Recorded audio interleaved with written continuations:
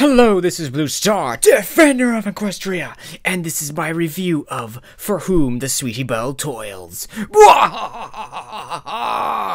must admit, this was originally part of a much larger sort of review, focus on video thing that ended up being really long, so I've decided to split it into its sort of two parts, the review and a sort of rambling video about Princess Luna / the Dream World will be following hopefully in the near future.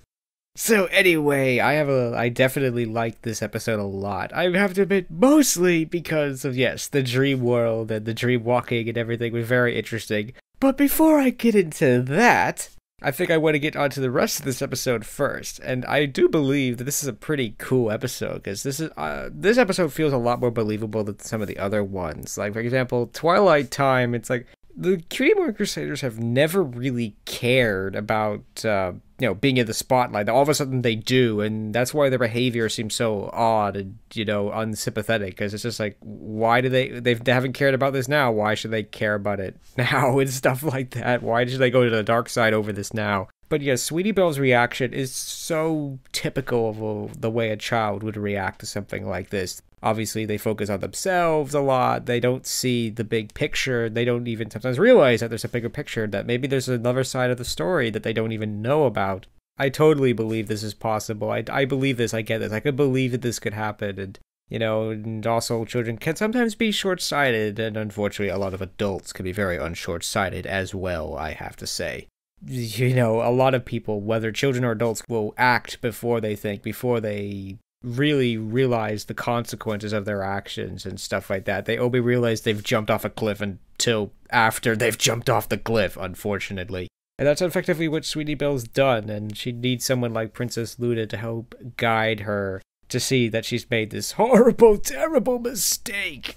But I've really, really liked the way that Princess Luna helps her. I think Luna, in short, is a really good mentor in this case, because she simply isn't telling Sweetie Belle what she should go and do. She's helping her guide her down this path and figure this out for herself and everything like that. And this episode is very, it's very hard sometimes, and there are some enjoyable, fun things here, and it is kind of interesting to see Sweetie Belle a little bit more to her character. And I must admit, this is the first time I've realized that her name is Sweetie Belle, not Belle as in ding dong, but like Belle as in BLLE, as in like a pretty attractive girl or something like that, who wins favoritism for her appearance and stuff like that, the vague description that I have.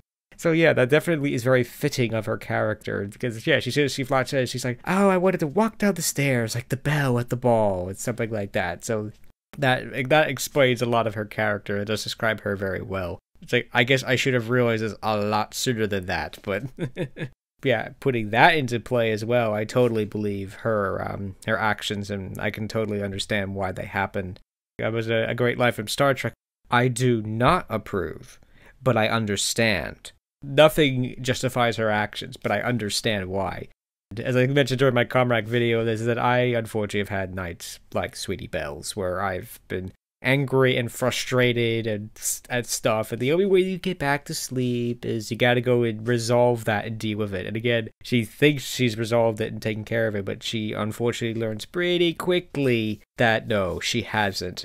I liked the resolution and how they fixed it, and the ever cool thing about this is that Luna's there. Luna's there to go help her. If she decides to fix the problem that she's created, Luna's there to help her and everything like that. And that was cool. That was the thing. Yeah, Luna makes an appearance, and I love Luna that makes an appearance, and I like the episode because Luna makes an appearance. But I like it because she makes a meaningful appearance. It's not just, oh, look, there's Luna. No, Luna's here, and she's here as a mentor, and that's cool.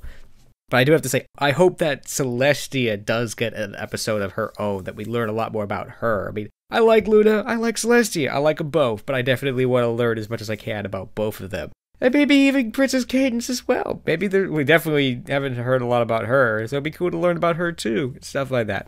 So yeah, I think overall this episode was really good. It was really hard sometimes. Yeah, I must admit again, as I said, the shot with her going into Rarity's mouth, that almost gave me nightmares. So I was like, no, if I was in charge, I wouldn't have done that. But, that whole sequence, that had to be scary and disturbing, because that's the thing that's supposed to, the last thing that's gonna, snap her out of this and show her how horrible thing that she did to Rarity. I mean, that's the interesting thing about that, was that, this whole thing is obviously a take on the Christmas Carol, showing them the past, the present, and the future. The interesting thing is that it's not a bad future for Sweetie Belle, it's a bad future for Rarity, which I find kind of interesting in a way, that, because the original Christmas story, it's the Christmas Carol, it's obviously it's showing how Scrooge has messed everything up for a lot of other people, but obviously ultimately it's about how he's on a very bad path unless he fixes it. So that's interesting in itself, that Sweetie Belle isn't so concerned about her own future at this moment, but more about Rarities and stuff like that.